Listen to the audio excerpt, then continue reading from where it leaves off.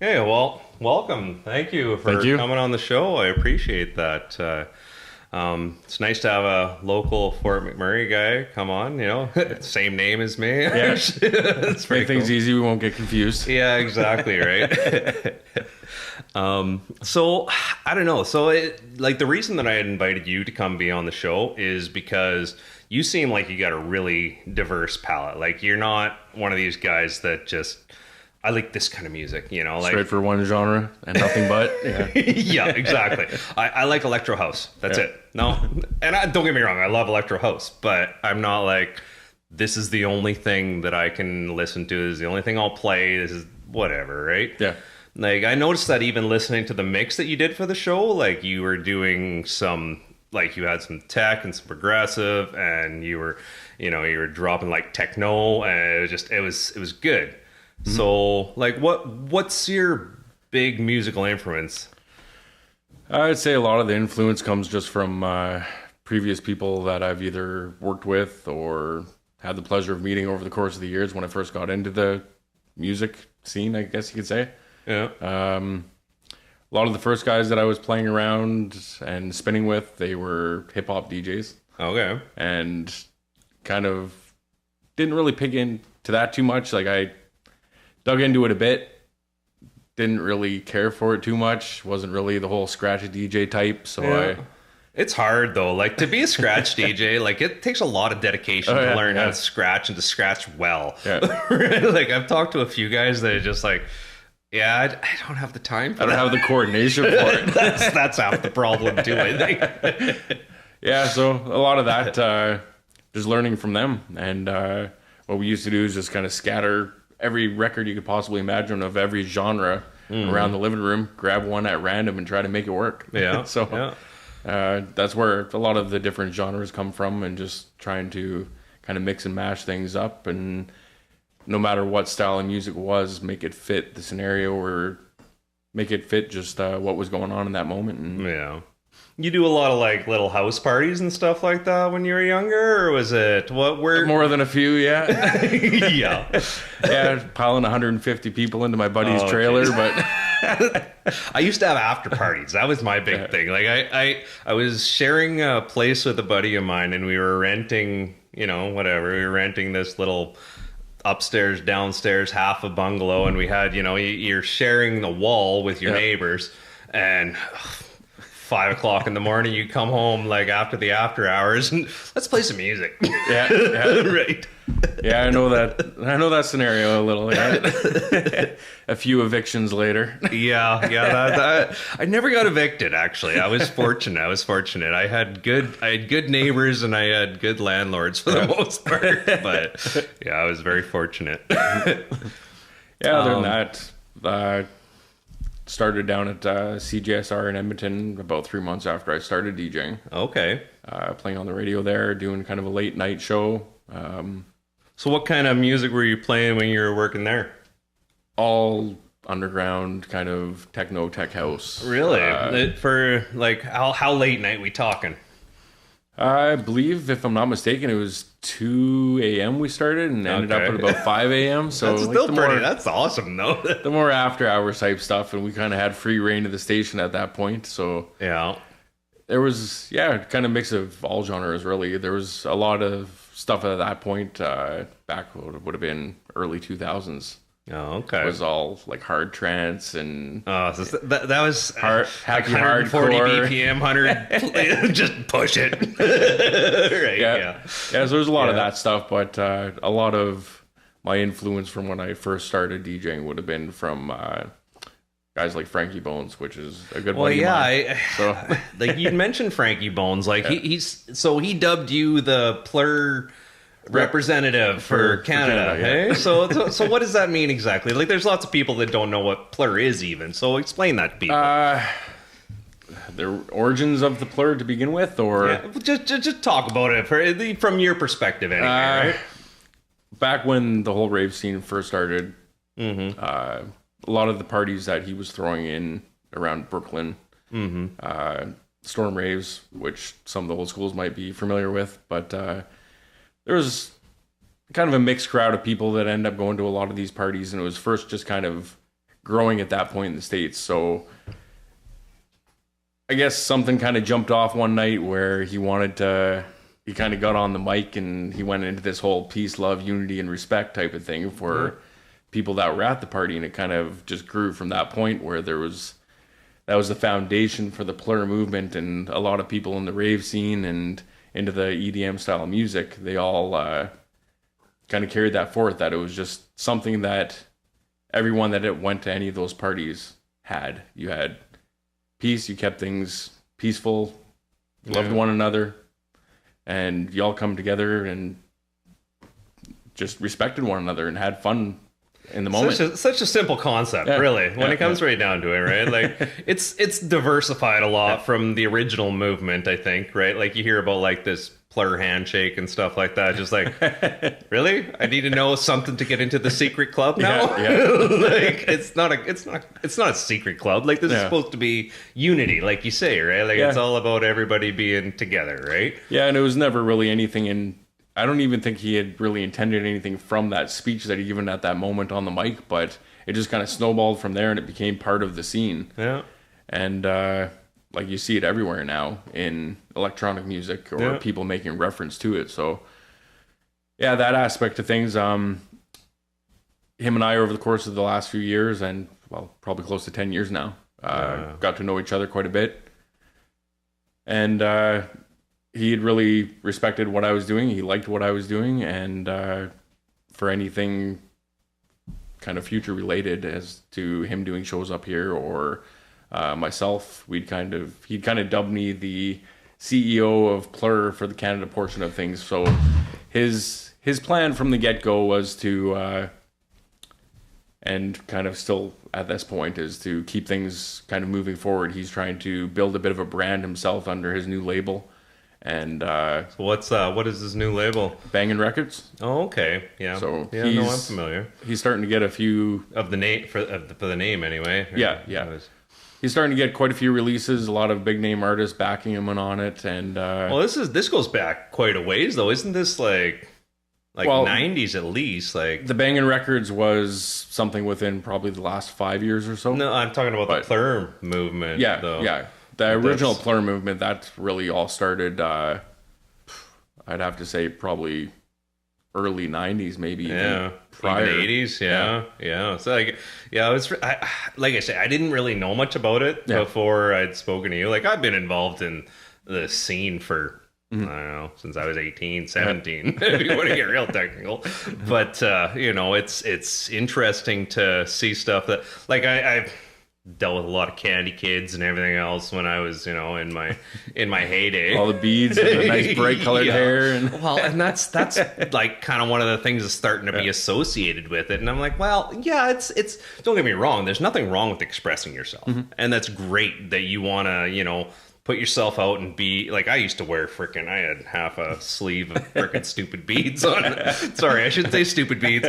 Just like it's for a guy my age, it's not working when I go out. That's kind of where the whole Plur thing came into play, is because there was such a vast and diverse group of people that were attending these parties and just looking for somewhere to go and have fun. Yeah. That those diverse groups of people hadn't really associated with one another before, so at first there was a little tension, and people didn't mix. But when that did take place, then that's when he kind of had that speech with the crowd and jumped on that mic and kind of gave him a bit of a blast about not getting along, and that's where it all birthed from. And no, the rest is history. That's awesome. So I don't know. One of the other things I kind of wanted to get into with you was like, so you haven't done a festival in a lot of years. Like you said, like years ago you did some, but like, so do you ever aspire to do any more festivals? Like that's one of the big things that I would love to do. I've never done a festival, so I'm curious. Yeah. Pretty well anytime I can play and get out and do so, I will. As of recent, just kind of growing with a family and 3 kids, and things get a little hectic with. Yeah, you have a little one here too in the last few years anyway. She's the youngest one's 3, and then I got a 6-year-old and a 15-year-old. So yeah, I seen that picture that you posted. Just like, pull out the shotguns. Yeah. It's I'm terrified. I have a 14-month-old. And I'm like, oh, I don't want her to turn into a little lady. It's not going to be good. Yeah, it's it can be a bit trying for sure, but yeah. Actually, I love that one picture that you posted. You had I'm assuming your 15-year-old, because it was back from 2000. Oh gosh, I didn't even know. Well, whatever. It's 10 years back or whatever. On the turntable. Right? Yeah, exactly. A very cute picture. Has she held on to that at all? Is that something that she's? She's actually really talented, and she's not so much taken interest in the DJing aspect of things, but she's got an ear on her like I wish I'd had. Like, she can listen to a piece of music, and though she has no training, go and play it. Really? Like, it's like, sounds like, just, I got pound out the keys a little bit and figure out where the notes are, and she's playing it 5 minutes later. And my cousin, he's been playing music since we were about, I don't know, 9 years old or something. Probably even earlier than that. This is the best of my recollection. And I've always envied him because he has the ability to play piano. I'm teaching myself right now, but it's an uphill struggle, my friend. Yeah, try looking at the music and read notes myself, and it ends up so tedious. And I'm trying to force. Well, honestly, at first I was forcing myself to do it every day. Just spend 20 minutes, half an hour, whatever. If I don't get at it for a couple of days, then then great. I get. If I do an hour or 2 hours today, then I'm good for whatever. I can write off 4 or 5 days, right? But it's getting better, and I appreciate it when I'm actually in the studio, and like when I'm playing a song that's in whatever F, right, and then I know, this is gonna mix well with it, right, and I look at I'm not good enough that I don't need to look at my what's that? Not Camelot keys, but the circle of fifths. Yeah. So I look at my circle of fifths. I'm like, that'll mix with it, right? And like you can just play. I know this one chord. Yeah. Right. So yeah. I've had her more than a few times come and help me out with some ideas when getting into the more production side of things, and I'm not quite sure what to do here. You got any ideas? And she can jump in, and she's actually come up with some pretty amazing stuff.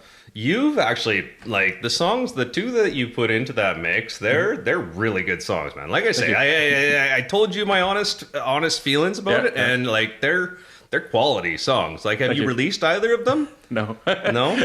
You should. Honestly, like I don't know why you wouldn't. Like, there's all kinds of resources, like Bandcamp. Well, obviously, a lot of that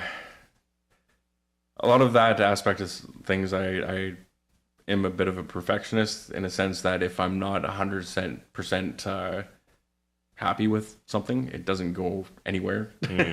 But my own ears, and I probably have easily a few dozen songs that I've produced, but I've just never really pushed them further yet because I'm not there yet with my own.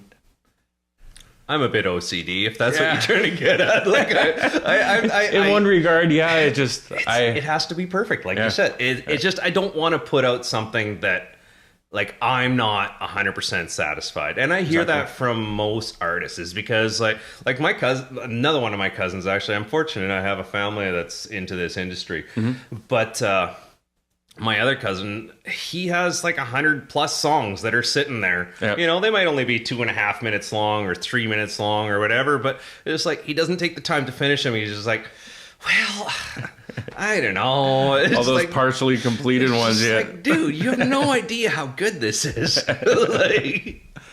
I've been getting the push from a few friends lately where they've said similar things such as you did, and I've been exploring the avenues and thinking, maybe it might be getting to that point where things have progressed over the last few years and putting the time in and learning how to do it, where I might be close to getting there, and I might actually take that plunge to see if I can't with a few of the contacts that I've made through the industry, plus, as you'd mentioned, you have family. I have some family as well that is quite heavily into the music scene and more based on the electronic side of things. So yeah, it's quite likely that it's going to be an option here pretty quick, I think. Oh, awesome. So. No, that's great. Like it, well, and that's like you've seen, actually you didn't see my, I have an application on Twisted Wax Records now for like, you know how I sent you an application there that you had to fill out all that garbage. Yeah. It was just like, yeah, it was a pain, I'm sure. But now there's actually an online application for it. So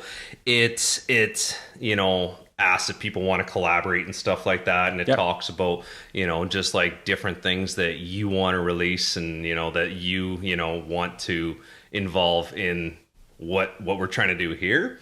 You know, so it's excellent for myself because I get to meet everybody that comes on this show, and I get to, you know, learn as much as I can from them, and it diversifies my own portfolio so much. Like it's you know, like I don't have that much family. I have 2 people that I can really closely associate with, really. But like it's great having all those connections, as you were saying, right?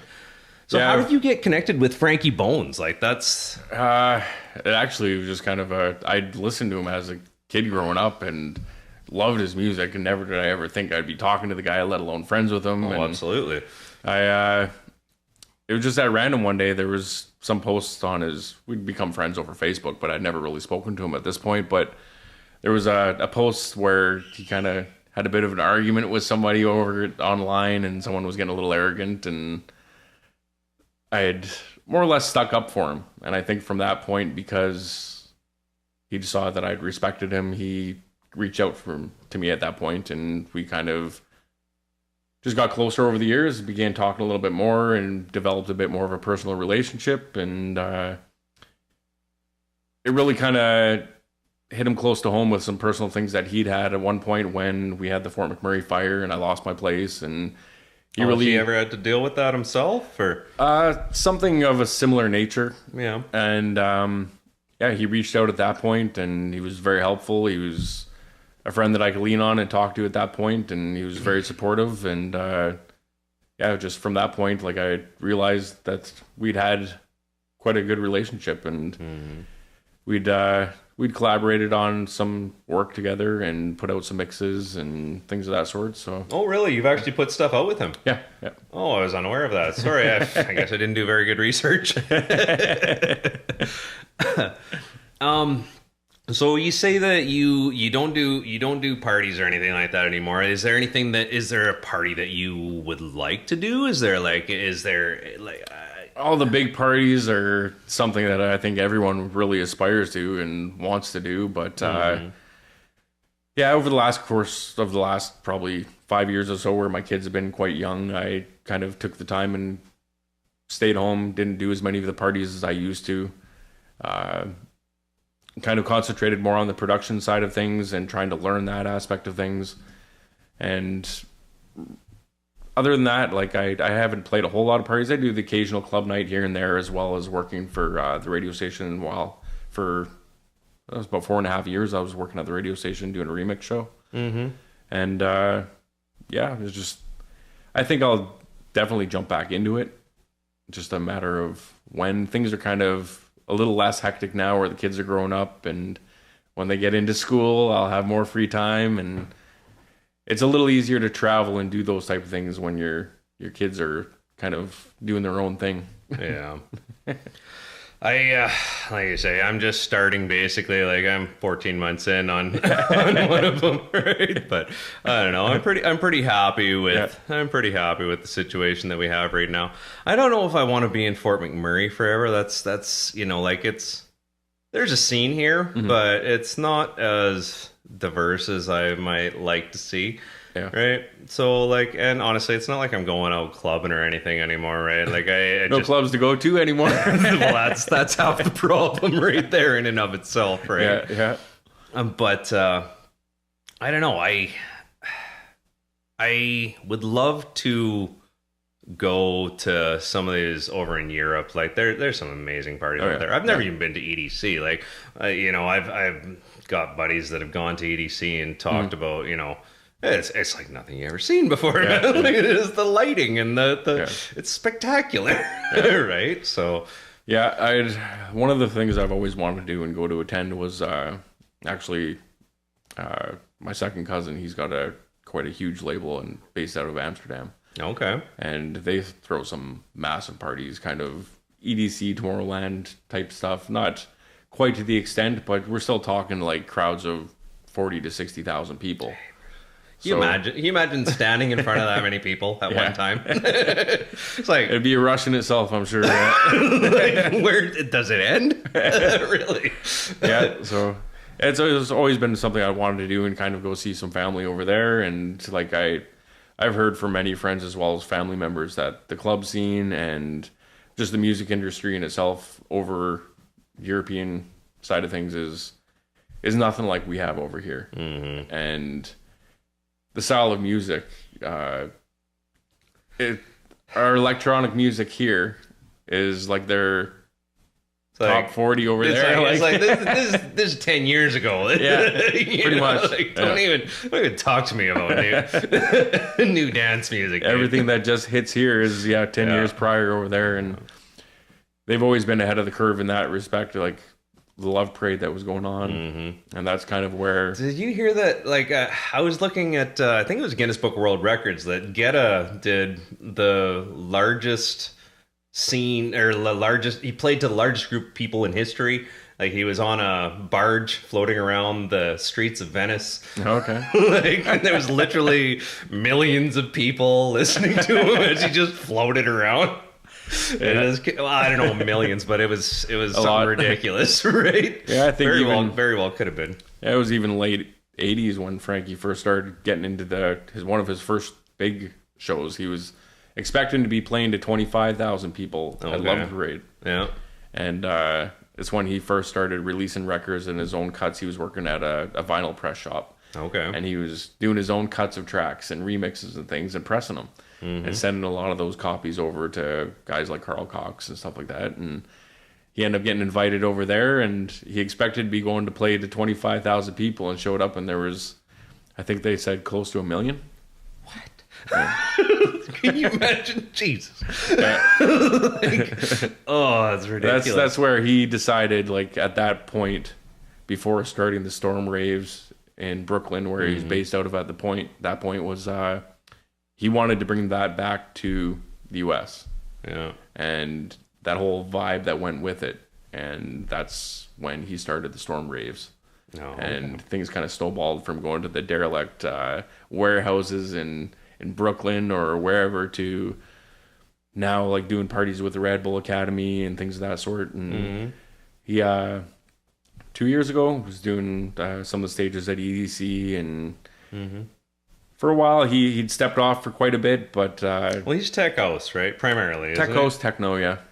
Okay.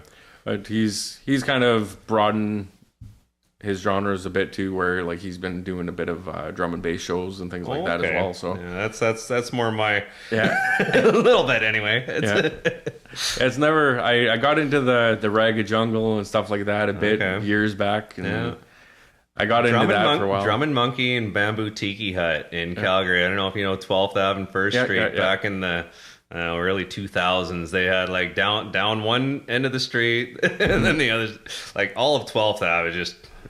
And I was usually spinning at the warehouse doing the more techno tech house type stuff. I didn't realize. Right on. You're a warehouse guy. I only hit that club a few times, but I had one night. I met this girl, Mina. And we, I was just, we were having a good night, whatever, hanging out. And I said, I'm going to take off. Like, it's just like, I'll come with you, whatever. Okay, cool. So I was pretty sober actually that night, as a rarity. But so we took off anyway. And, it was later on that night, there was, I think, like 2 or 3 of the bouncers got stabbed. One of them got stabbed in the throat. Oh. It was ridiculous. Like, because there was some, it was a hit. Like some people were going inside to try and get at somebody, and like obviously warehouse shut down now. It was a bit of a sketchy spot. They had a few incidents over the years, right? Yeah, well, I think most of the places I played at years back then, when first getting into it, were pretty sketchy joints. G-Spot and Climax and all those type of places in Edmonton. It's come a long way. Sorry, I'm not trying to put down the scene at all. Yeah, it was, that's just where it was birthed, and it started at that point where it was more underground and it wasn't so commercialized. And there's so many safety standards that they have in place now. Like, they're checking people for metal at the door and everything else, right? Checking people for drugs, checking for everything, right? And it should be that way, honestly. Like, you need to protect the people inside, you need to protect the people outside, you need to protect your community, right? So it's definitely evolved from what it was. That's for sure. Yeah, I think where it started evolving and people started getting into it a bit more into the more late 90s and early 2000s, things kind of took that turn before it became so commercialized that people started stepping in and realizing like there was a problem. But like prior to that, it was such a close-knit, tight community that it wouldn't be of any surprise to go to a club and 3/4 of the people in there. Yeah. And you were just there, and it was just like a family of people that you got together with every weekend to party. Oh, yeah. So. Yeah, I was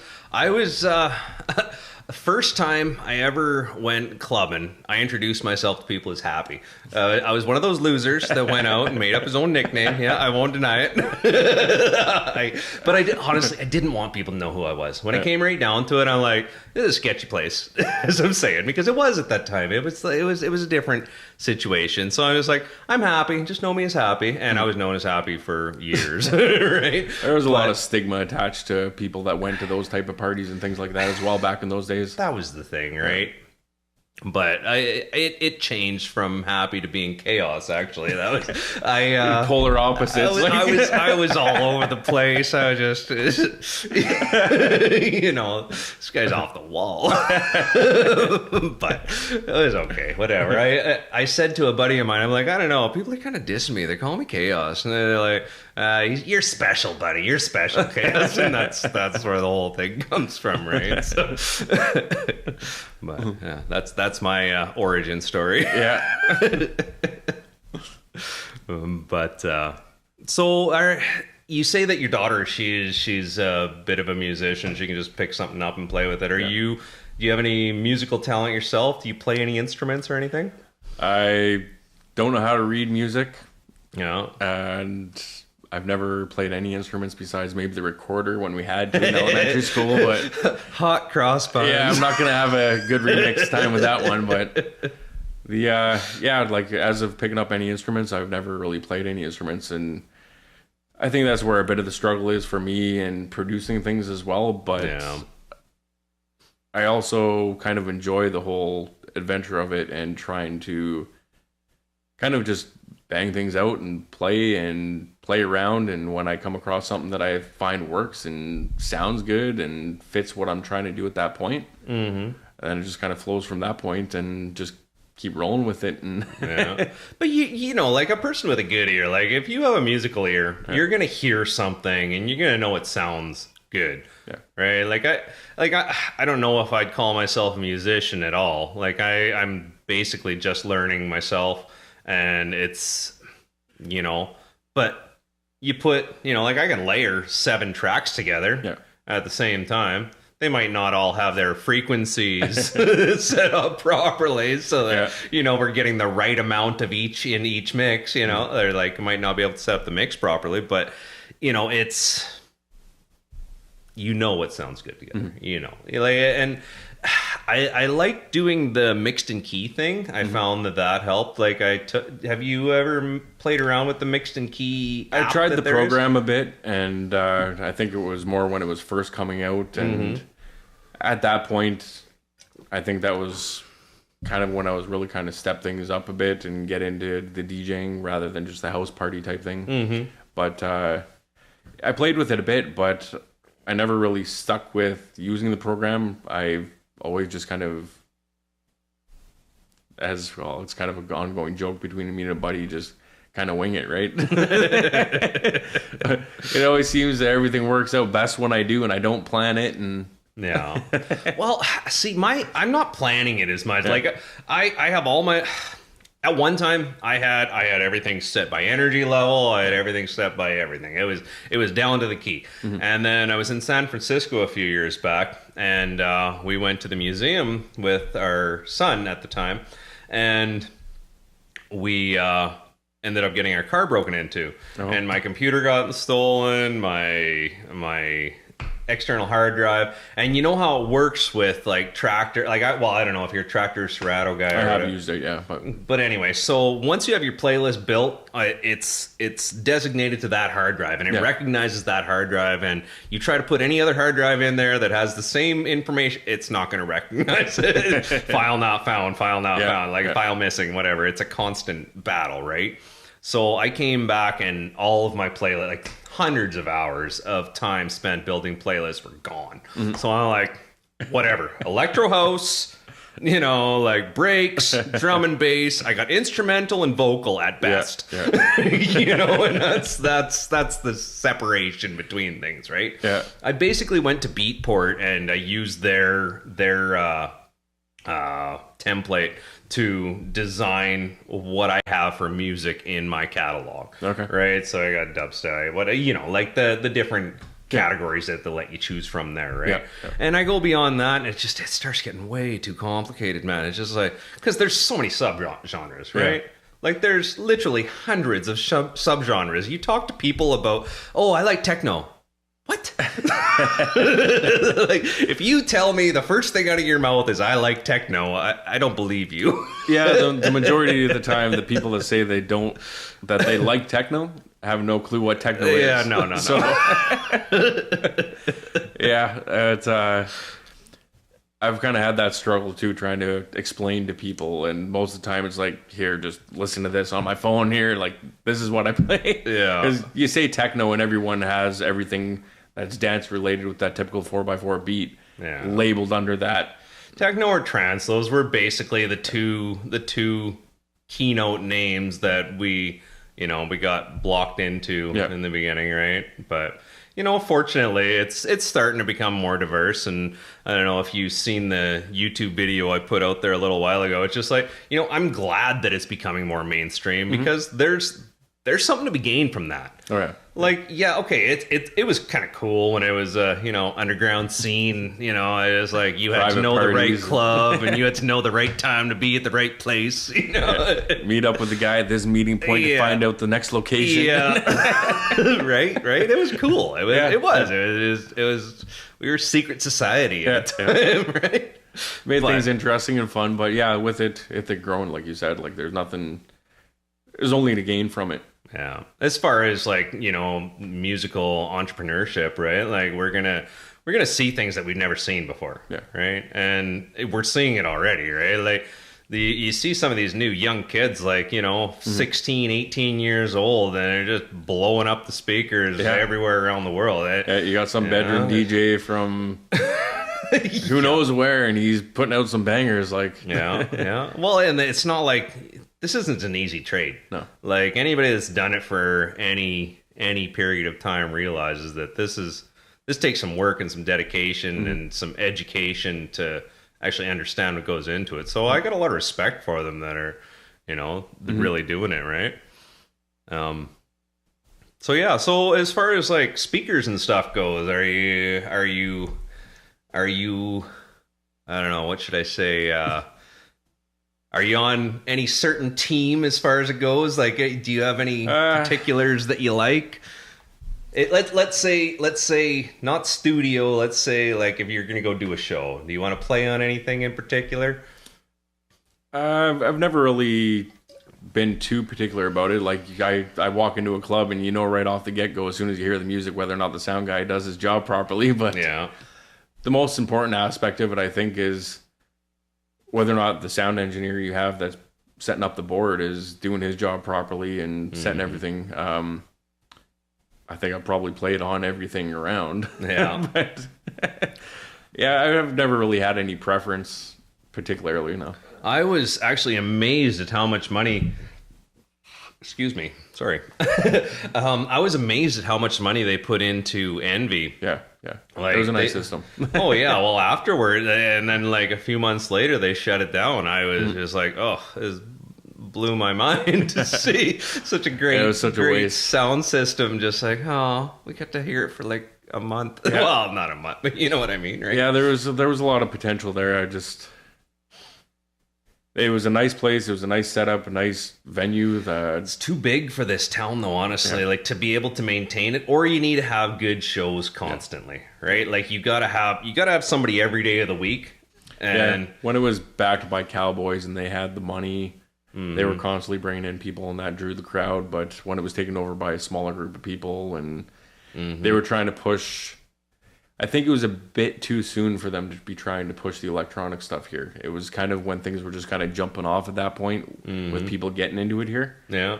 And kind of everyone here is a bit late bloomers except for the few of us that were around. And it just didn't really stick at that point. I think if we would have been fortunate enough to have a place like that now, we probably would have had a bit more of a following. And yeah, but like you say, like it's sad to see that we really like what club do we have here anymore? Like where do you go? It's there's what's that one that's downstairs by the keg? It used to be Delaney's, wasn't it? Now it's Live Bar. Yeah, Live. That's it now. Yeah, I remember. Yeah, I played there. Was it once or twice? Anyway, I played there a couple times, I think, and it's just such a small venue, right? They had this great big glass vase that was sitting right beside. There's this like pillar in the middle of the dance floor. Yeah. Well, what they call a dance floor when they had us in there. And I bumped into the thing because I was dancing, right? I freaking bumped into it, and this giant glass vase goes tipping over.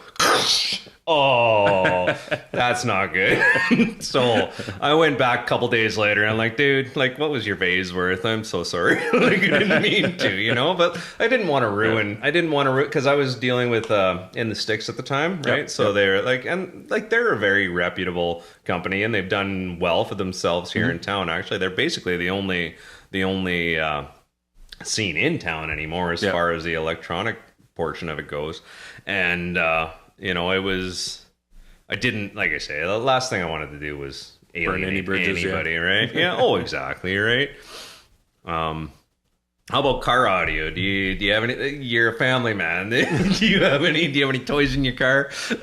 Actually, the car that I just got rid of, I was a bit overboard with the sound system and all, but yeah. Yeah, it had, it was all competition Diamond Series, like stereo system. And oh, really? The guy that I picked it up off of supposedly put about 50 to 60 grand into the stereo. Are you kidding me? Yeah. So good Lord. there was 3 amps about this big, all fiberglassed into the trunk, and the whole trunk was fiberglass. That even you lifted up the back. You have a tough time breathing in there. You lift up the back lid, and there was the 6x9 speakers in there, plus a DVD player, all fiberglass in the trunk lid. Wowza. Yeah, it looked like something straight out of Pimp My Ride. But yeah. I got a picture that I posted on Facebook a while back there. Just like this guy, he has, I don't know, some whatever. Looks like an old Tiburon or something like that, but like, he folds it up, and then the CDJs like pop out the sides, and you got the mixer and like this big sub sitting in front of you. Like, this looks like a fun little setup. Hey? I thought about similar things myself. But like, that'd be all kinds of fun. We're gonna go out to a bush party tonight. I got the system. So as far as like preparation for that mix that you made for the show, did you take a lot of time prepping for it, or like you say, like you work best when you just kind of go by the seat of your pants kind of thing, right? Yeah, and that's always kind of for the most part what I have done aside from working at the radio station a bit. Prep things a little more in that regard, where kind of had to go with a certain direction with the more top 40 stuff, but for that particular mix, there was a group of artists that I'd always kind of liked, and I wanted to kind of showcase that a bit, because I knew if I was enjoying myself doing the mix, it would come out better. And absolutely. picked out what song was kind of fit for me at that point, and just like I said, the ongoing joke is to wing it. Right on. I don't know. I'm trying to use that, like I showed you that Akai APC 40 that I got upstairs there. And I'm using that in conjunction with my push. So it's nice because I got all kinds of buttons that I can push, and I spent hours and hours building my actual set so that I've got all kinds of drum loops, I've got all kinds of samples, I've got all kinds of everything.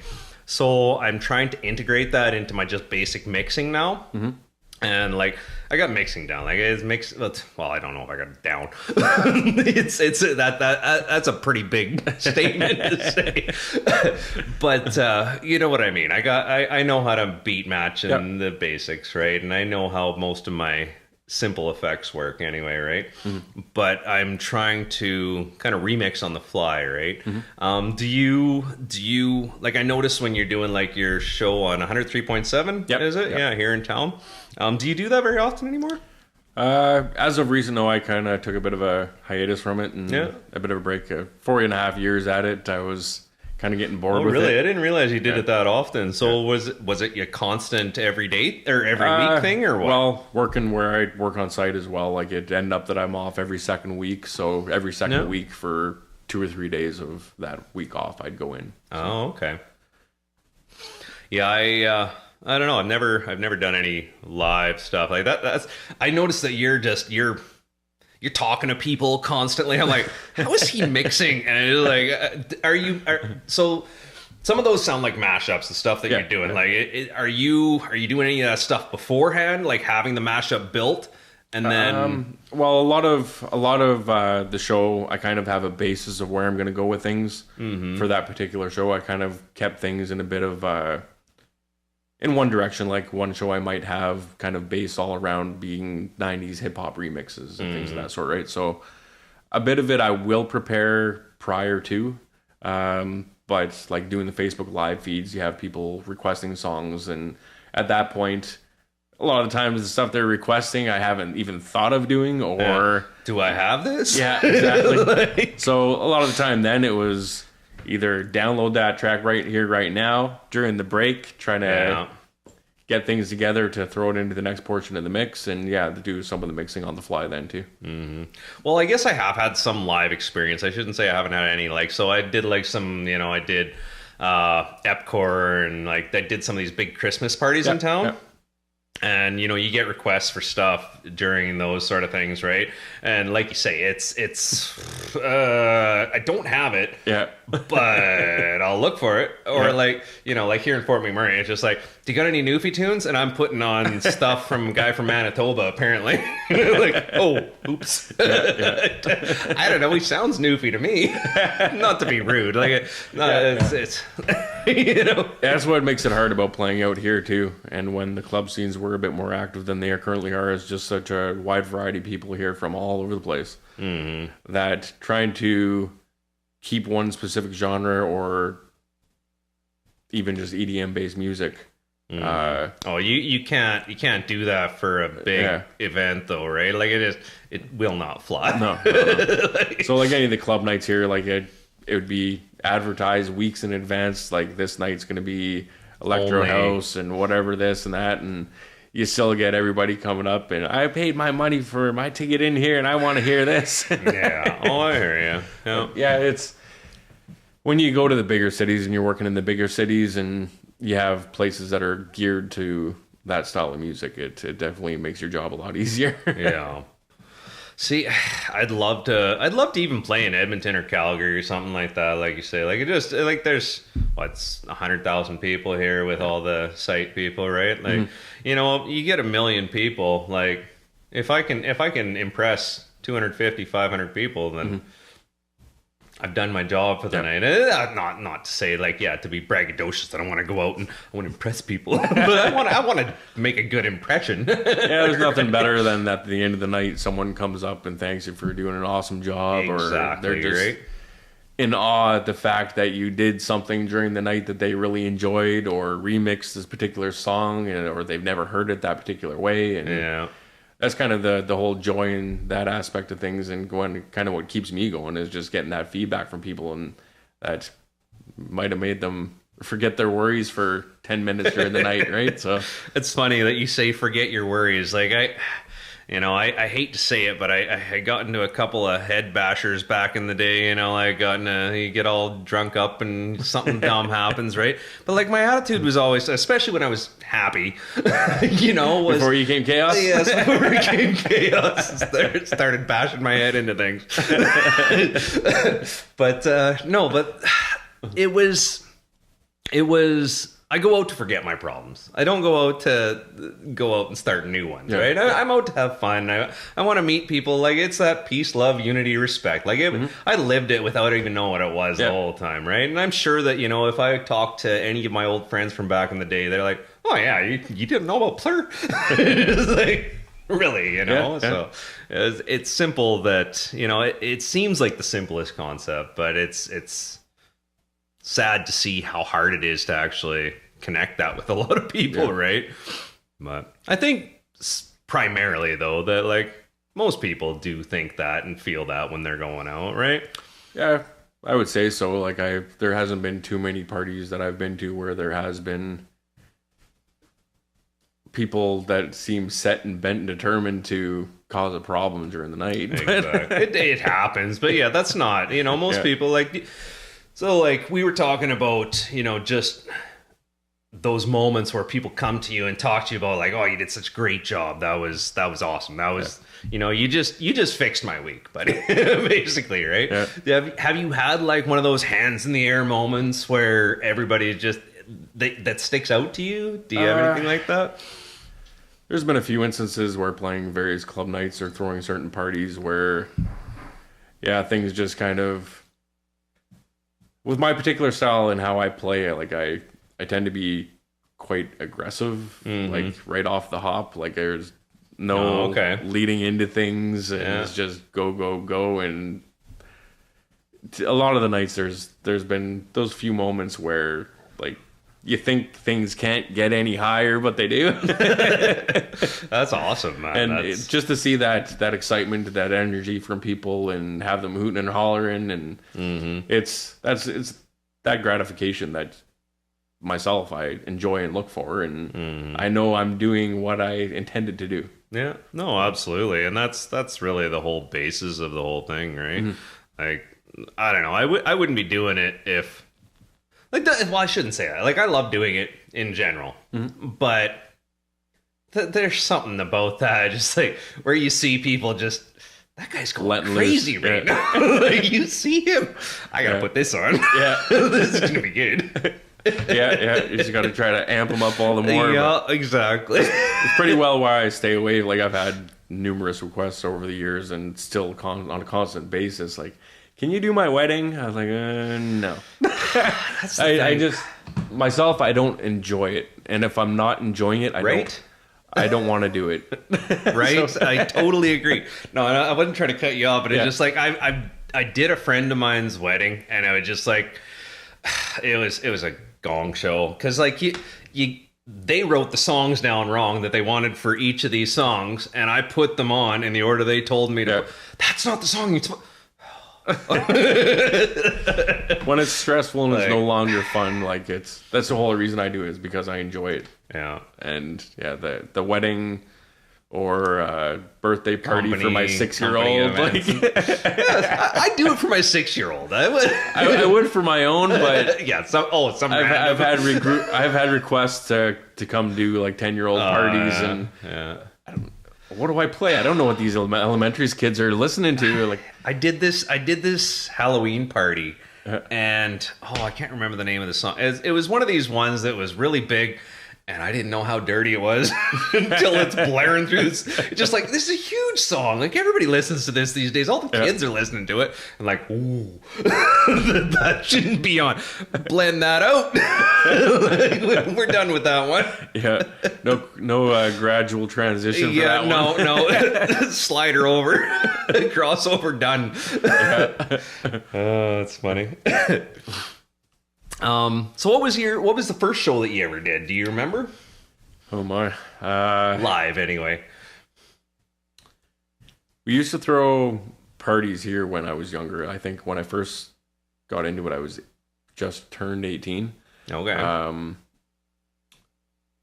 if I remember correctly, like there was a group of guys in town that I kind of hung around with at school, but like they were kind of aspiring to throw these raves and things of that sort. So there was quite a few parties on a regular basis that they were throwing downtown at various hotels or Friendship Center, things like that, where they end up actually getting probably the majority of the 3 schools in town, the high schools in town at the time, to attend these parties. So like they actually turned out to be pretty decent, like easily 500-600 kids showing up to these parties. That's amazing, right? for a first party.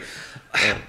I was fortunate. I had DeCozy. Like we brought DeCozy. I paid a ton of money to do my first party. Actually, it's what ended up happening. But I was fortunate. I got to open for him. I did a terrible job. It was way out of my league. It's an art in itself, being an opener.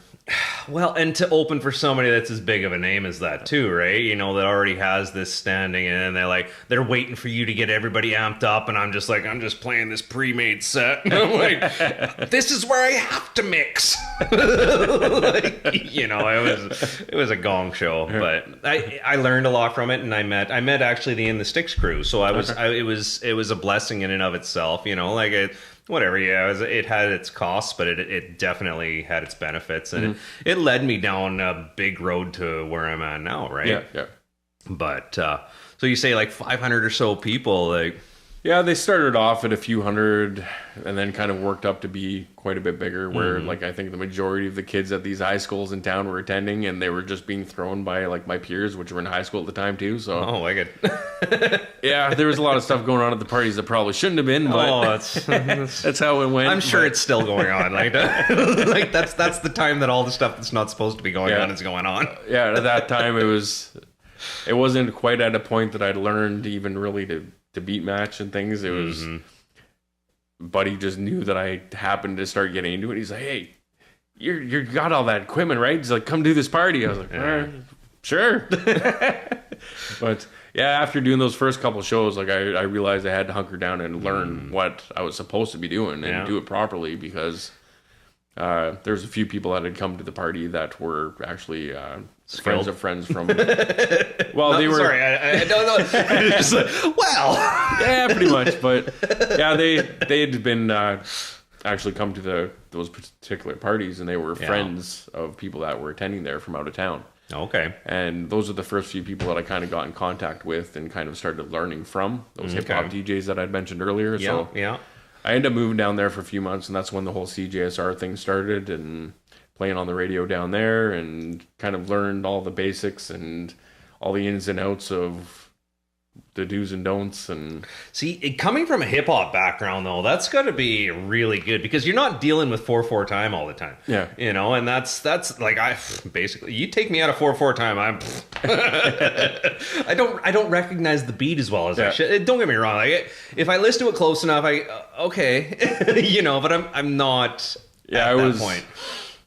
Prior to, it's actually kind of weird, because all I listen to now is like tech house, techno, and like things of those genres. And prior to going out to my first actual rave and trying a few things, I hated things. I hated electronic music. I hated it with a passion until that night. It's amazing how that works, isn't it? Until that night, I couldn't stand electronic music, and all I was about was hip hop. Yeah.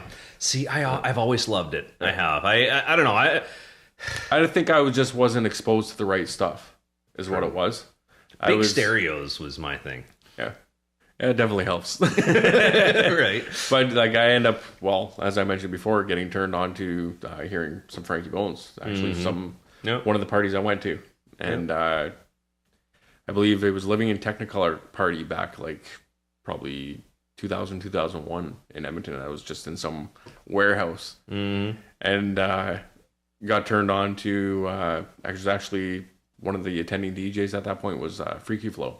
Okay. I remember Freaky Flow. I haven't heard that name in years. Yeah. So that kind of sparked my interest in it a bit, because it was kind of still had that hip hop feel to it. Yeah.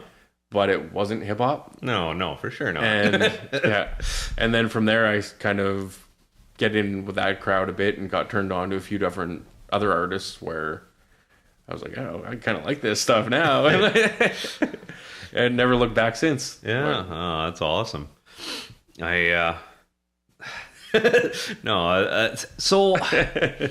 So like you say, like Freaky Flow and like Frankie Bones, they're kind of their musical inspirations for you. What kind of music do you listen to besides dance music? Like what's like in hip hop? Well, hip hop is dance music though, really. You know, aside from electronic aspect of things, like more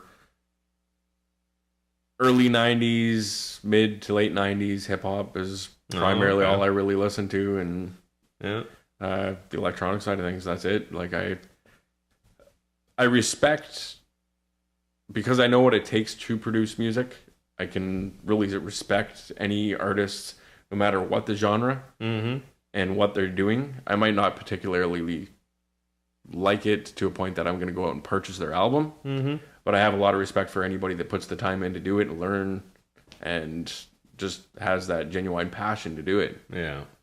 But not too many genres that I stray. Yeah, I'm pretty diverse. I got a pretty diverse palette myself. I don't know. There's just about nothing that I can't find something that I like about it. You know, like I can't say that I'm gonna go turn on a classical album and enjoy myself for hours at a time, but I might listen to one or two tunes and be like, okay, time change. Yeah, right. Well, that's where a lot of the things with DJing as well. I don't think since picking up the DJing, I really ever listened to music the same way. Okay. No matter if it's a rock or country song, or not typically those genres, but even pop, I'm more listening for what can I do to this? How can I change this? How can I put my twist on it? And would a remix of this song fly with people in the club scene or things of that sort, right? So like I'm always listening to even portions of songs for sampling. Yeah. Which is a huge portion of electronic music in itself, right? It is. It's huge. Like, you know, there's a lot of things that guys, you know, they run into, you know, just copyright stuff and things. You got to be real careful about what you sample and what you claim as your own and everything else. All right, you know, like it's a pretty squirrely rabbit hole you get down in there. But I've been actually doing a lot of research on that myself. I've been fortunate. One of the guys that I work with, he used to do copyright for a radio station. Okay.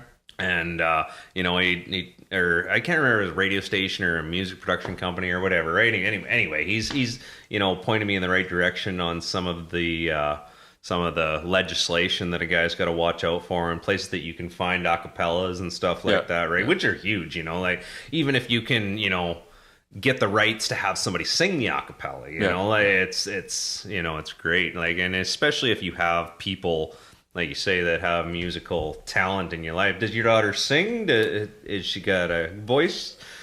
Well, sorry, I should. You're just like on the spot for that one. No, sorry.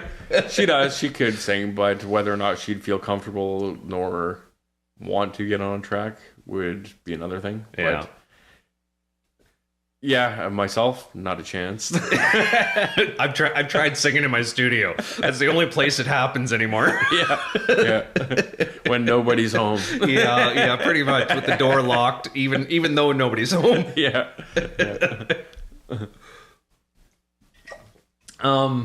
So besides music, do you have any other artistic pursuits? Like, do you draw or write or anything else? I had a lot of interest in my younger years with like graffiti writing. Oh, okay. And do murals and things of that sort. When I wasn't supposed to be doing them and where I wasn't supposed to be doing them. But my dad used to work for Pioneer Grain. We've seen all kinds of not supposed to be done graffiti.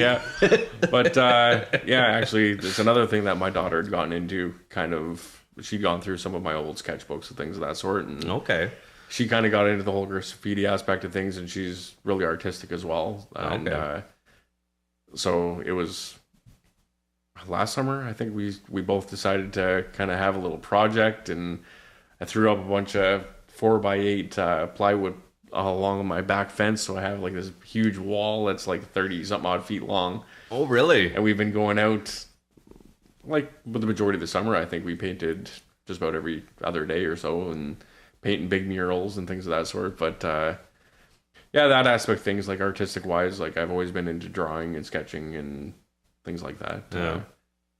Yeah, it's not been as much a driven passion as the music side of things, but Okay.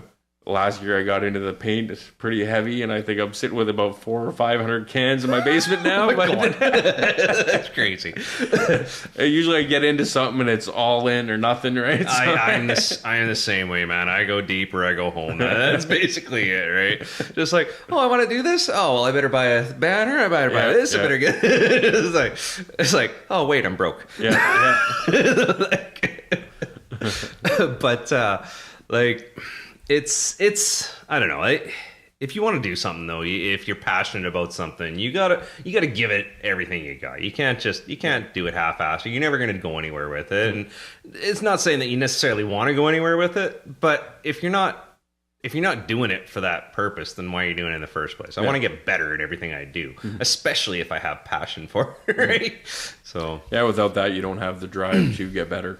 And I think that's where kind of being the perfectionist in some sense is kind of a benefit to me, and not necessarily putting out some of those tracks that I had produced, just for the simple fact that I'm never completely 100% satisfied. So I'm always trying to improve. yeah.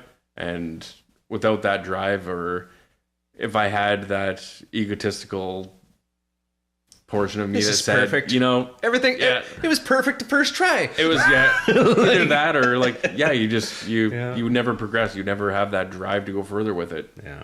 And it's You want to be unique at the same time, right? You don't want it to be like, oh, I've heard this song before. Yeah. Well, no, you haven't heard this song.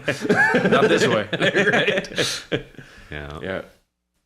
It's I was doing this course there yesterday on Serum. Are you familiar with Serum? No.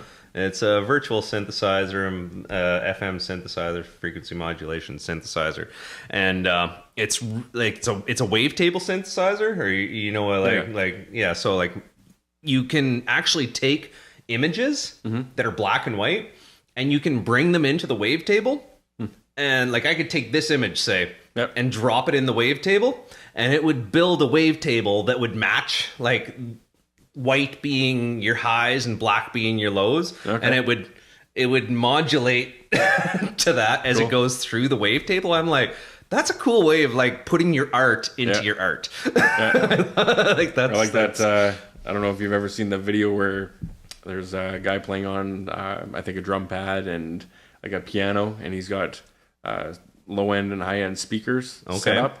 And he's got like sand and some type of liquid in the other one, but just with the different frequencies of the pitch of the music, it's making all these crazy, like really intricate designs just from the different frequencies going through the speaker. Oh wow! Yeah, it was something kind of. I had some of those water bouncy ones. That was the best I ever had. No, it was like these crazy, like something that you'd those old. Toys that you used to play with when you're a kid, where like you put the pencil in and you twirl around and it makes all these fancy geometrical design. Pretty much exactly like that. Every time there's a certain frequency hitting off the speaker, it's. I think now that you're mentioning it, I haven't thought like this a few years back. I recall seeing something about that. Now it seems to ring a bell. Anyway, it was just that's cool. Fascinating to see frequency doing something visual. Actually, you know what I seen? It was something similar to that, but a guy built like a sand table. Yep.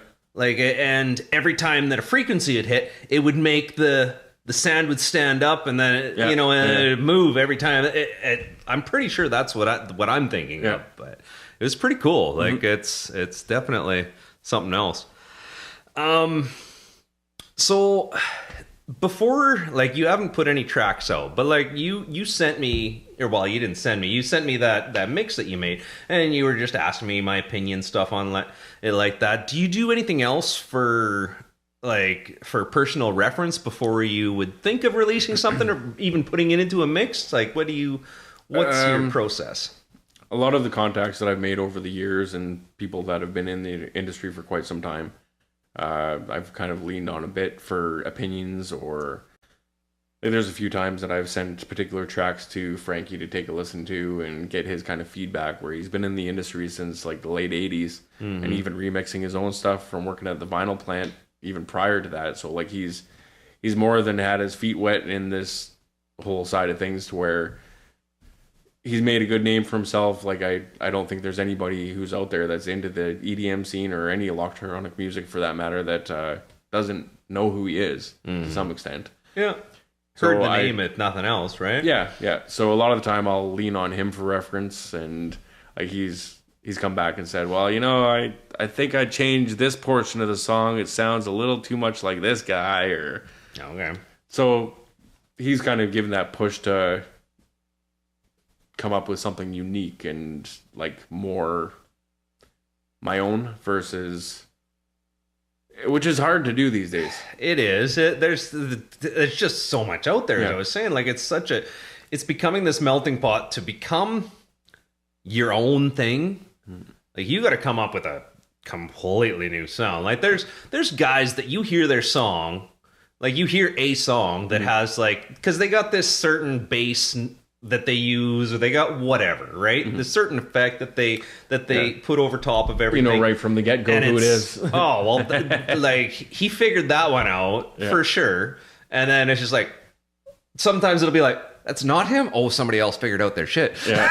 Right. But you certain plug-in or something that somebody's using. Yeah. But no, that's I don't know. It's kind of one of the things these days. I don't know. I'd love to say that I have my own sound eventually, but there's nothing wrong with saying, well, I was influenced by this guy. I was like this. There's a reason that you go in a direction, right? Yeah. You're definitely influenced by others that you listen to or that you're familiar with to some regard, as long as it's not a carbon copy of. Well, that's the thing too, right? Like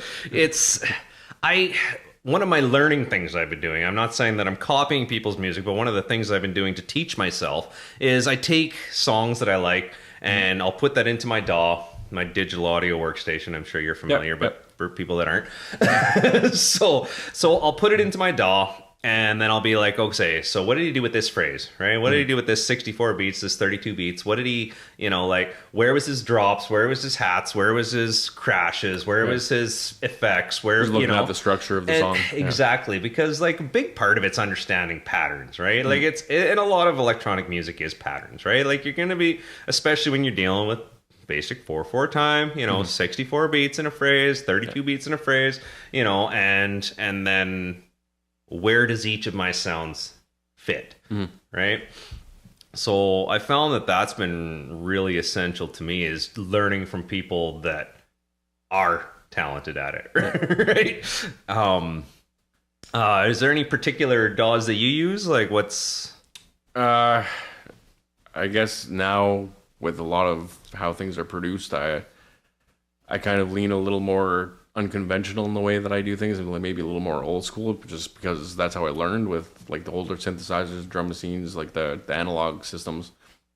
A lot of the time I'm running those through a mixer and either recording them as separate audio clips. Okay, so you're not actually putting MIDI, like it's just going right to audio. That's impressive to be able. Then you're playing instruments. You're saying you're not playing instruments. That's playing an instrument, man. If you're if you're just recording the audio coming off of something, you can't go back and be like, oh, I got to bring that note back a half chord, like, whatever. Yeah, well, and then from that point, like loading them into a program such as like Logic Pro, which is the one that I typically use. Yeah, and mixing those tracks through the program like you typically would when mixing two tracks together for either vinyl or CD or whatever, but just kind of layering and stacking everything in order to lay it out in whatever structure I want, right? So do you have any go-to effects that are kind of your favorites? So you like I'm a big reverb and chorus guy, I like adding voices to things, and I like I'd say probably one of the things that I lean to more is a bit of a a bit of repetition with like the vocal, Okay. and kind of almost like a trancey vibe to it. Like it's just something that's kind of rolling in the background and kind of Okay. catching your ear a Like little bit. just like, are you talking like 2 to 4 beats? Just kind of. Yeah, just kind of gradually popping in throughout the song and Okay. kind of. Oh, so sitting on an entirely different track that you just throw in once in a while, kind of thing, or what? No, well, when producing a track, like I'll typically throw in like those vocals or something or a sample of some sort to just kind of. How can I explain it? Really, it's almost like throwing in something that. Almost like just an underlying. Like kind of the back of the brain thing, and just like just something it's in your that's subconscious. Just, yeah, you know, more or less, like just like I heard that like a minute and a half ago. Yeah, I haven't heard that. Just these in like little a minute subconscious and a half, things like that you might just pick up. Yeah. Well, and a good ear for it is somebody that's really paying attention to the music's gonna catch on that. But it's like, somebody that's not, they're gonna be like, yeah, like seriously, I love the subtleties that some people throw into stuff. Like that was, as I was telling you with the Akai there or whatever, like there's this bass loop that I've been playing with that I just programmed it so it'll randomize itself, and once in a while it'll catch me off guard. It's like, oh, there it is again. Yeah. I don't know. I think the little subtle vocal clips with a bit of a reverb or an echo off them and thrown into some of the mixes that might be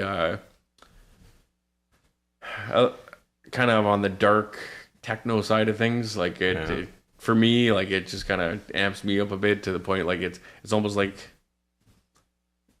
you're just giving that little message to kind of just like brainwash. Brainwash. Come to the dark side.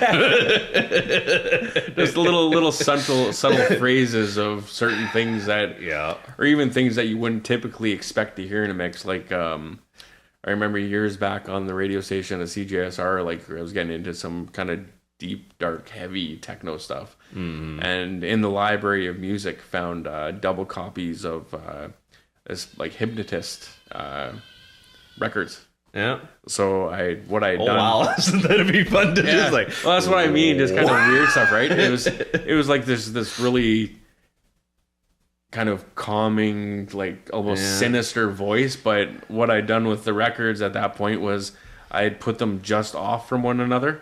So I had 2 records playing. I had 4 tables at the time, but see, that's a talent there in and of itself, man. That's an instrument. Mixing these 2 tables and like getting the beats going on this one, but had these 2 records going where they were just like maybe like a quarter of a second off from one another, so they were just kind of layering over and like giving a kind of a trancey, like kind of eerie vibe to it, right? Oh, I love that, man. No, that's I have a buddy that was able to play 4 tables at the same time, and if you're using one for effects and for box, sorry, I'm too busy looking at the labels that I put on stuff for vocals all the time. It's something else, but. It's those guys that, used to build loops out of it. Was that something you were capable of doing? Like having 2 of the same records and you're looping this one on top of this one? More of like the beat juggling. Yes. I did a bit of it, not a whole lot. When I do mix, and especially now with, not so much with vinyl because like, it's so much easier. Yeah. It is. With the CD players now, like I do a lot of looping and sampling and layering of other tracks, and like if I don't think there's too often when I am doing a mix that I'm not in the middle of 3 tracks, if not 4. So how do you feel about beat sync then? It's okay. You can be honest with me. I use it. I do. I'm not a beat sync guy personally. Like I learned, well, like if you play it on vinyl, then you learn how to not be, there's no beat sync. There's no button you can push, right? So you had to learn, and you learned the respect, and you learned what it was, right? But when you're dealing with 3, 4. I've still never used it. No? Really? Even when you're dealing with 3 or 4 tracks? No. Really? Oh, wow. See, that's impressive. It's hard. Yeah, I don't know. I've done it for a lot of years now, and it's kind of just become the norm, but... when you know your music really well, and that's essential, and you, even if you have those 3 or 4 tracks mashed up together where you're throwing them all together in one mix, if you know those tracks really well and you're familiar with the music, you kind of hear those things that might be slightly out or slightly off where you can make your adjustments. But the beat side, sync side of things, like I honestly don't think I've ever even put that button on. Yeah. See, I'm not going to say that I'm completely reliant on it, but when I'm using, like I say, I'll be mixing 4 or 5 different samples at the same time in with something that I have going on a table and going on another table at the same time that I'm putting into it, right? So if that's why I said that a lot of the time, like everything's based on instrumental or vocal. Those are my 2 main priorities. Because you start throwing stuff on top of a vocal with another vocal, and then you got all this high stuff on. It's just gonna sound like garbage. Yeah, right? that's where like I think I'm a little more particular in the stuff that I'm doing it with as well, which something that's hitting high in the vocal ranges and kind of real crazy in the vocal side of things. And if you're trying to bring in another track that's got some vocals to it as well, like they're just going to overpower one another and be battling back and forth where it's just going to take away from the mix in itself. But unless you find that perfect 4 beats where it's just like, oh, that was sometimes it's so nice. You know what I mean? You definitely have those moments too, but that's where I think I enjoy the techno and tech house side of things a little more.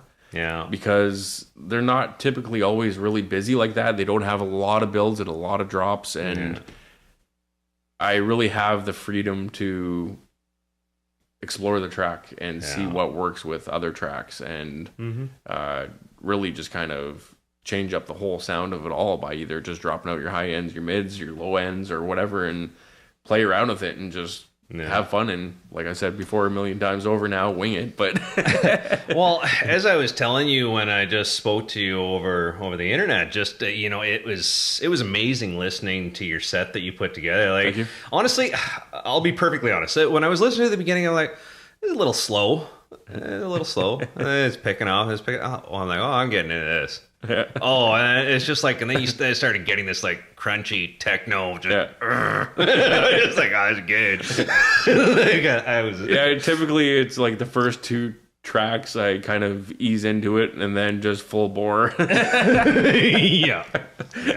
No, I was definitely a fan. Like, honestly, I didn't listen. I one of the things that I think is going to be essential for me is like, I've always kind of known, well, in the last 8 years, I've kind of known what my genres are. I understand what the music is, but I was pretty localized to the stuff that I listened to, right? Like I had 5 or 6 genres that I basically listened to, and even just yourself and a couple of the other artists that are going to be on the show, I've really got to immerse myself in a sound spectrum that I never would have had the opportunity to before. Well, not necessarily the opportunity, but just, I wouldn't have gone down that road. Yeah. And I'm so grateful just from this short amount of time, like, this is fucking phenomenal. Like, this is what I should have been listening to. Yeah, and a lot of the mixes that I do in that, like, I try to go places people wouldn't expect me to. Yeah. With it too. Like, one of the comments that I got from actually a few years back when Dacozy come up here a second time around, him and I end up sitting down to dinner and having a chat because I was opening for him that night as well. Oh, really? So I was unaware of that. Yeah, it was a separate time altogether from himself, but oh wow, yeah, the venue in itself, they had some issues. Was this at the Den up in Gregoire? Oh, yeah. Okay, yeah. I've never actually been there. I think 3 years ago or so. They've thrown a few shows there, but there was some issues where the show never ended up happening. Oh, really? Oh, okay. So he was in town regardless. Oh, okay. So him and I decided we were going to go out and have a bite to eat and chat a bit. And it wasn't until after we'd been sitting together for a bit, he said, well, I had messaged him prior to him getting here and saying, like, I plan on opening for you. I want to make sure I'm doing something along the lines of what's going to fit towards your set. So I'm kind of building the night correctly, right? And I said, here's kind of a guideline. What have I planned to do, or an idea anyway, and see what you think.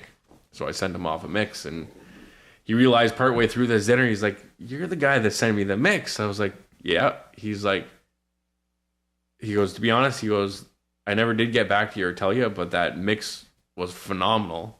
There you He go. goes, "I didn't know where you were going with it and what was coming in next." And he said it was just amazing to hear something like that I hadn't heard in such a long time. That's high praise, man. Like, Yeah. seriously, that's He awesome. said, especially from out of Fort McMurray, he's like, "I never expected it." Well, like I say, I didn't do the best job opening for him last time, so he probably had pretty low No, I'm just kidding. No, I'm just fucking. But yeah, like that was one of the moments that I was like, it was definitely a proud moment, right? Oh, absolutely. No, especially with somebody like him, like he's such a talented artist in the first place, right? So it's definitely high praise. I've been talking with Raquel Richards. She used to, I don't think she managed him, but she used to be like a Promoter. yes, and she was the one who was promoting him when he came here the first time, and she's actually been saying that she might get me in contact with some of the people out in Toronto. So Okay. I'm fortunate that when we're going through in August, I might have the opportunity to speak to some of them. It should. Yeah, she's had her feet deep into the Oh yeah, well, everything especially for a long time with like BPM TV television and stuff. Yeah, and Scenester magazine. No, she's excellent. An excellent person to to know, and she's just such a good person in general. Like I love talking to her. She just yeah. Yeah, we've never really had. Well, I've been friends with her on Facebook, but I talked to her a few times here and there over the course of the years. But yeah, definitely a down to earth person and loves the music and is all about the music. Yeah, And yeah. Well, I honestly, I kind of want to sit down and interview her, to tell you the truth, because I think that's as I say, like this is almost a selfish pursuit for me, because I want to learn from you, I want to learn from her, I want to learn from the more I can learn from everybody around us, the better off we're all going to be, really. Yeah, it's one of my passions too, is even going to a lot of these shows and seeing, even if it's the bedroom DJ who got his first gig to the guys that are top billing stuff, is there's always something to learn from somebody. Yeah. And spending 5, 10, 15 minutes at the booth watching, just kind of seeing how that person handles things, it has given me like many different ideas and different things to explore with and try over the years too, right? So yeah. I feel bad for just about every girlfriend I had before my wife, and I feel bad for my wife now, because just about every show I go to, I'm the guy that's just like, how close can I get to that booth? Yeah. I gotta go watch for a minute. Like, I'm usually the guy that's half cut going to talking to the manager, trying to weasel my way up on stage. So. That's exactly it, right? Just like, I promise I won't touch anything. It was like when years back, it was they did some show with Roger Sanchez, Okay, yep. and like he's another old school DJ Yep. too, right? No, I know the name for There was sure. a few other, I think Len. I don't know if you remember Len. Yeah, Not a DJ. I'm Is that unfamiliar. "Steal My Sunshine" song? Oh yeah. They were. I was just watching Shrek the other day. There was them and like Roger Sanchez and another band or two that was here doing a show, and how I managed to get up on stage and hanging out with Roger Sanchez for the night was beyond me, but I was, and Oh, that's awesome. that's where I kind of first saw hands-on remixing, like the hip hop and top 40 type stuff with electronic music. Yeah. And he was doing it on turntables, and I saw that he had a record of 50 Cent in the club, and he was remixing it with a techno beat. And I was like, whoa. Yeah. Well, and That's cool. That's a real talent, right? Like Yeah. just as I was saying, like it's not like you're always dealing with 4/4 time, like especially I don't even know how you do that when you're dealing with an offbeat tempo or an off, you know what I mean? Yeah. An offbeat time signature with a 4/4 time, and just like, how do you even layer that? Yeah, I don't- it's and to me, like to actually verbally explain to somebody how to do it. I said that I'm not expecting you to be able to put that in words. Let me. We'll go upstairs later, and I'll show you. You can show me in the studio. All right. So, does your wife or family or anything like that have any interest in the EDM scene, or is it you Solo. Well, aside from my kids like being into the music and stuff and enjoying it, like they've each expressed interest in learning somewhat to some degree with like the DJing aspect of things and the production side of things. But as for my parents, about all I heard from them and the girlfriend is turn it down. Sounds about right. Yeah, I'm in that boat. I hate that boom, boom, boom, boom all day long. You know what? My wife is actually a blessing. I'm sitting upstairs. I'm like, I'm sorry, hon. I need the bass. I actually need to know what the bass sounds like. Yeah. Or because at low volumes, nobody's gonna understand this. Like, I don't understand this, right? That's usually my argument with the girlfriend when I got it cranked downstairs and just. I need to hear what I'm doing. You're right next to it.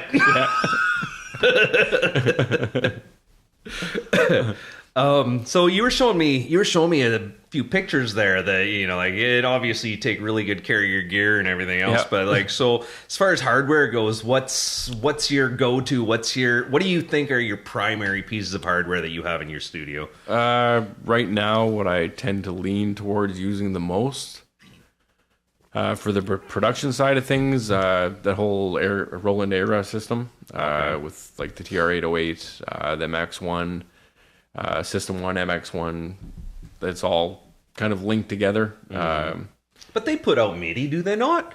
They like do, but they can be standalone as well. Oh, okay. So are you putting both down when you're working on it? Like, are you actually running it through and getting the MIDI and the audio off it at the same time? To be honest, I'm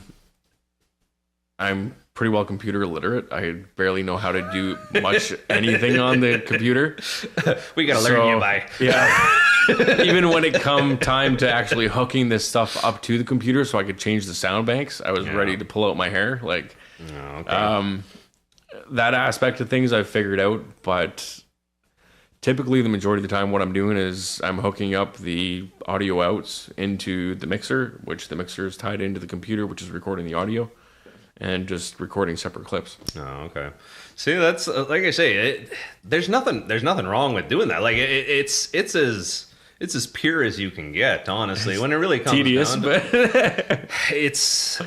it requires skill and it requires, you know, a lot of takes sometimes, I'd imagine. For me, I think it definitely takes the time to get the right take, but that hands-on feel versus using the software and things, or it's always been my comfort zone. And even when it come to the transition from using vinyl to using CD players, the whole industry standard for everyone for the CD players was the Pioneers, the CDJs, right? And I couldn't get over for the longest time the fact that the platter didn't spin. Yeah, I was so used to like making those little adjustments by rubbing down the grooves on the side of the record, or just tapping the record, or giving a little push, right? That I fought getting the Pioneers forever, and I went with the Denons. Oh, okay. Just for the simple fact that the platter moved and it felt more. Oh, I didn't even realize that. Yeah. Okay, that must be an old school Denon. I was called Denons. Okay.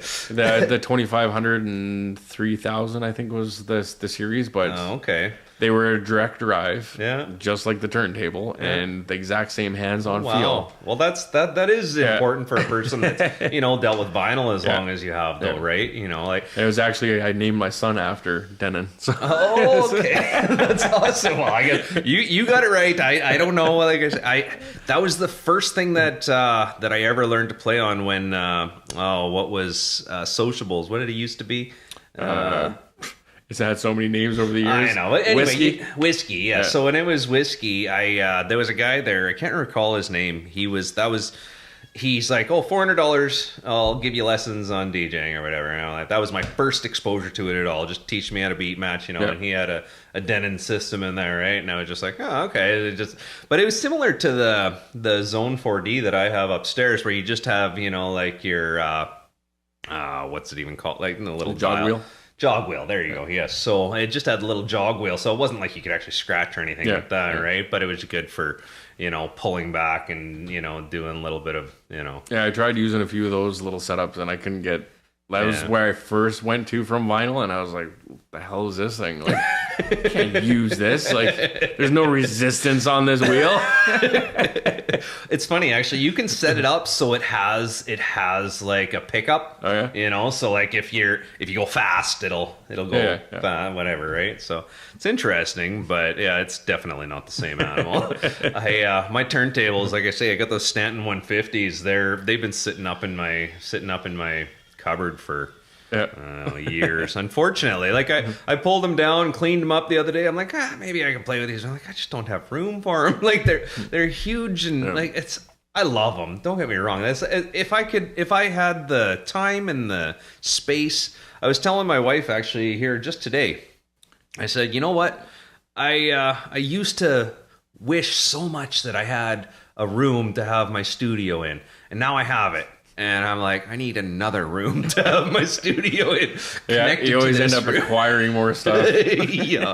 Yeah. Like I had quite a bit of gear prior to the fire too, when we lost all that stuff, and it was just a constant building on that collection over 20 years, and it was. I had a lot of stuff too then, and like I kind of joke about it now after the fact, but like.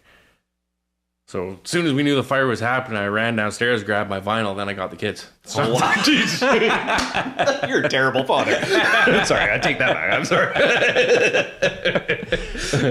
So where were you living in town? Like, were you in one of the places? Geez. Yeah, that they got hit really. So for people that aren't familiar, so Fort McMurray suffered a devastating fire. We lost like a third of the house. Well, no, it wasn't that bad. It was like 10% or something. I think it was around 2,500 homes or businesses. So, there you go. Like, so out of whatever, it's whatever 5 to 10% of the town got burned. Yeah, which is huge. We were locked out of our homes and nobody was allowed back into town for over a month, and close to a month anyway, right? Yeah. And the devastation, it just destroyed our economy for a long time. We still haven't fully recovered from it. Really, it looked like a war zone when you did come back to town. It did. Yeah. So most of the stuff has been rebuilt now.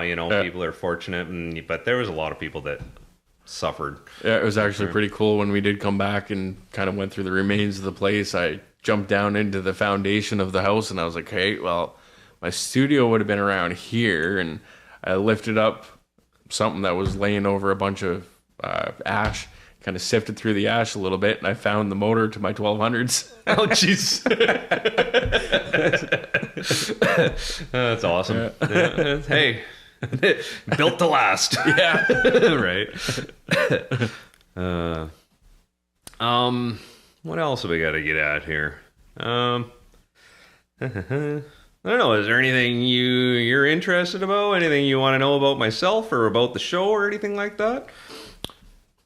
For yourself, like, is there any particular genres that you like to stick to, or ones that you would want to explore more? Well, Sam Ayed, he goes by Ram Jam Sam. He's he's a glitch hop DJ, and honestly, I'd heard of glitch hop before. I'd heard of the genre. I'd been to Shambhala and Mono and stuff like that, and I definitely heard it, but to say that I was a fan before, I don't know, I didn't have enough influence. Yeah. But I've been listening to his music and listening to some of the people that he listens to, and I was blown away by it, and I'm really, really stoked about learning more about it and listening to more of it. I came from a trance upbringing. Like that was just, everything was trance back in the 90s. Well, there was like this hardcore, this like more like, like gabber, I didn't even like, we just called it happy hardcore when I was a kid. Honestly, it was so crazy. But it was actually Friends by Scooter, what we ended up getting as our walk down theme song for our like when we came into the gym. It was crazy. Like, and it's like, people are like, what the fuck is this? But it was something else. I don't know. I always had friends that had good stereos. my first stereo that I ended up buying for myself, I got two 12-inch Infinity Kappa Perfects in a Chev S10. So like the seat was as far ahead as it would go, and the box, like it had like, they were 2.5-inch fucking like either way, right? So like they're just bouncing. You could feel them vibrate. You exhale from a cigarette and just shake, and the smoke away from your face. You know, it's nothing like your $50,000 system or whatever you were singing there earlier, but still, it was, you know, that was quite the system. Oh, it was something else. But I came from trance. I kind of grew into, you know, drum and bass and electro house. Electro house was big for a long time, and then I got into breaks, and you know, it's never enough though. I went down to BPM Festival and listened to a lot of tech house and progressive house, and you know, and whatever. You know what's going on there, and it was good, but I don't know. I can't say that I want to pigeonhole myself into one thing. I think there's too much to say that this is the best. Yeah. You know? And like I was a big kind of anti drum and bass and anti trap guy, or not drum bass, sorry, anti dubstep and anti trap guy for a while. And then, you know, like I say, you hear that one good song, and just like, oh, that's fucking spectacular. Like that's so good. Everyone wanted to go on before about how dubstep sounds like robots fucking, and yeah. I actually had this shirt made up for my son. I think he was maybe 3 months old at the time, and it said across the front of the onesies, dubstep makes me spit up in my mouth. Oh. That's good though. But like I say, like there's some really good dubstep, and that's what I'm talking about, this melting pot though too, right? Like it's just, there's so much more now than there was but like dubstep's not a new thing. Like this was happening in the 80s, you know, like this is something that's been more along the garage side kind of vibe. Yeah, it's definitely evolved into a different thing. Yeah. It's not the same animal anymore, for sure.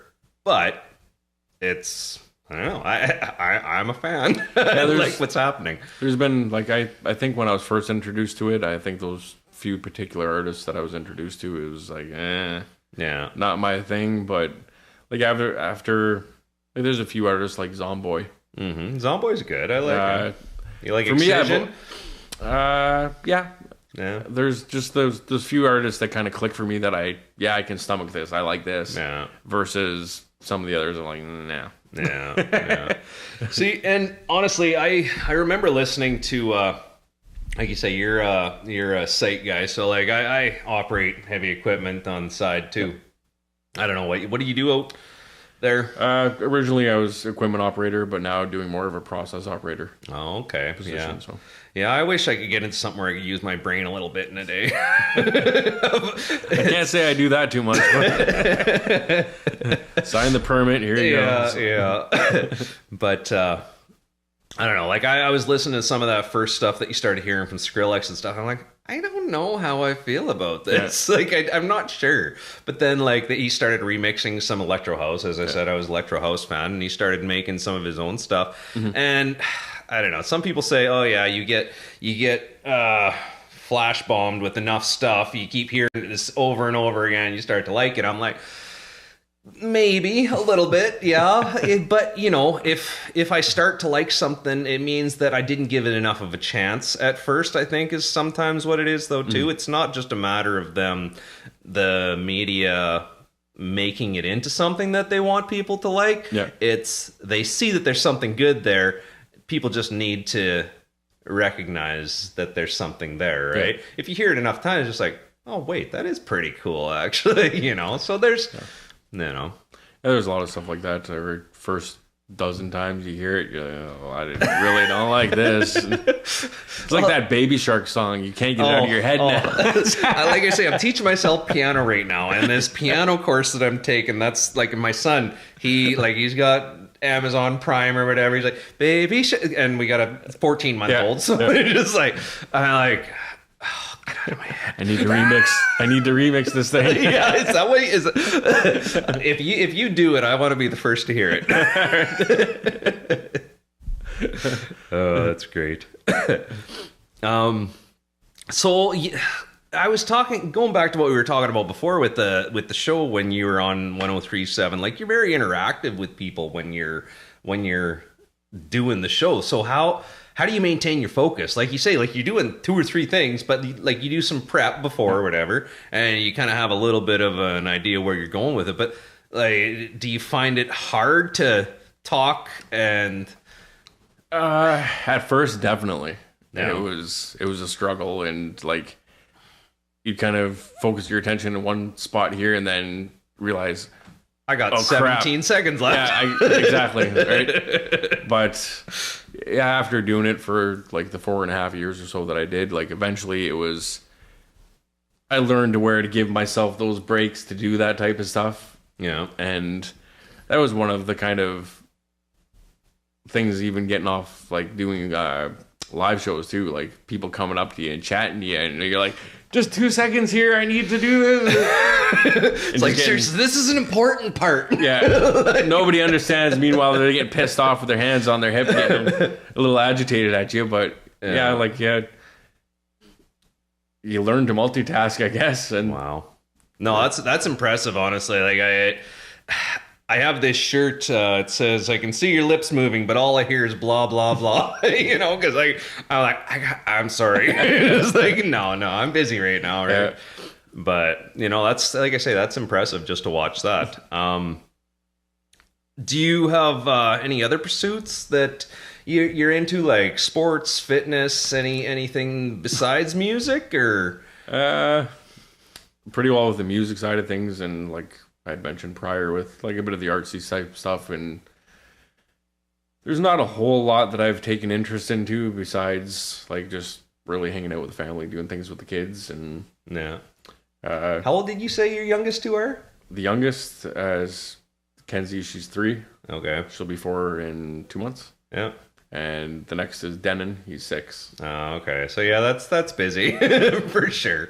Yeah. So like, yeah, there's not a whole lot of time, but really with the music side of things, even trying to squeeze that in, and then balancing a regular job, yeah, like exactly. Juggling family life and everything else is heavy. Are you on a 6 and 6 schedule too? Yeah. Okay. So it's nice to have the time off. Like, I'm fortunate that I have this time to actually launch this and everything else. Like I'm on a 5-month sabbatical to get all this off the ground. Okay. So it's you know, with it, I hope that these 5 months are productive and we can turn this into something. Maybe I don't got to work quite so much overtime afterwards, right? It's always the hope in the end. Yeah.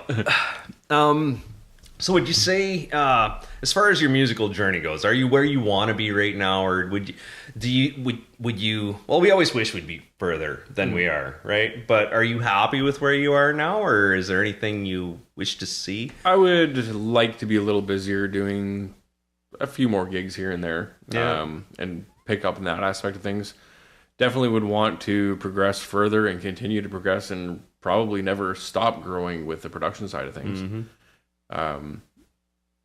Yeah, so like at this point, I'm happy with things, but I definitely will pursue more. Yeah. Is there anywhere you'd like to see yourself in, say, 5 years time or so? Like, is there like, yeah, we were talking about like shows and stuff that you'd like to do. Is there anything you'd like to apply to be in, or is there?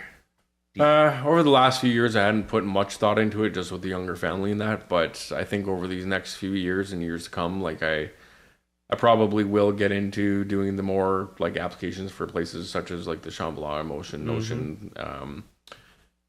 There was a few instances where I'd had offers before to go do things like down in the States, and even possibly overseas with like my cousin that has a label over there. So you'd mentioned something about down in the States there with Frankie Bones' label as well, like that you might be collaborating with them. We've collaborated on some mixes and things, and worked on a few things over the course of the last like couple of years, and a lot of the stuff that he's put out over like his label and through his various social media.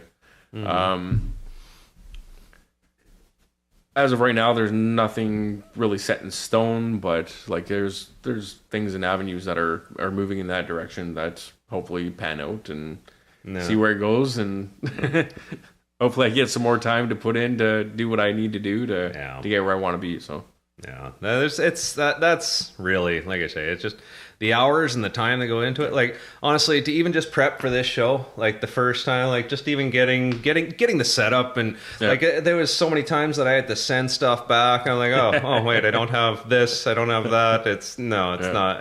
Or like, I bought these cordless microphones. It was kind of a dumb idea in the first place. I should have just got ones that are powered or whatever, right?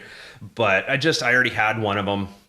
And I figure these are able to, if like one of them shits the bed on me, I can just flip it over and I can have both of them running off of the same channel or whatever, right? So I'm fortunate in that aspect of it, but it's, trying to actually get everything to work perfectly is never never how it starts out. Yeah, how you think it's going to be. Yeah. So do you find yourself procrastinating with your music at all ever, or do you have, like, I don't know, like my problem is I'll start playing video games or something like that. Just like, okay, well, I got, my wife's got to go pick up my son from school, so I got to watch my daughter, and just like, oh, I'm going to take the next half hour and I'm going to play whatever, something on PS4. Yeah, once breaking away from it, kind of getting a bit of a rut sometimes to get back into it. Go back to work for 6 days and you don't have time to do anything else but work and then sleep. Long. And yeah, I definitely kind of fall out of touch with it, doing it at that point and getting back into it and kind of getting into that same flow. So I think a lot of the time, typically what I end up doing is I start diving into a track, and at the sacrifice of sleep and everything else, I'm just hounding out trying to get that finish, and I don't come up for air for the next 5 or 6 days before it's time to go back to work, right? Oh, it's like I say, my wife is a blessing. She's she gives me my time when I say I'm sorry, I gotta work. And like, I will literally go lock myself in there for 12, 15 hours. She comes in there sometimes. She's like, it is musty in here. It's like, because it's a little room. Have you showered yet? It's just like the door's closed. It's just like I got all the heat coming off of everything in there. Right? It's just like, I don't even realize how hot it is. I've got like sweat beating off my forehead. Right? It's funny when you're just playing music and listening to music, how much of a sweat you work up, though. It is. Well, sitting in that little freaking 10 by 10 room or whatever. What do you do to get past your creative blocks? Are there any like things? A lot of the times, I got a few old like kind of rave documentary type shows or things that kind of always spark that creative side of me, or like listening to an old mix that might bring back some memories or some of that sort, right? One of like the kind of big inspirations for me was like one of the old rave documentaries. I don't know if you've ever seen it or not. It was Better Living Through Circuitry. No, I haven't seen that one. But that one, when I first saw it, I may or may not have been on mushrooms at the time, but I was really into that. I was really into that movie. But it's it was good. It kind of gave a bit of a broad spectrum of like all sides of the electronic music scene at that point, which was, I think, like around the mid 90s, and a lot of these underground parties were popping up and showed the side from the promoter and the party goer and the cops and the paramedics, and had a whole bunch of DJs like Frankie was actually in that one as well. Oh, really? Who else was in there? Chemical Brothers. Oh yeah, they're actually one of my favorites. Tell you the truth, have you listened to their podcast that they have? A bit, yeah.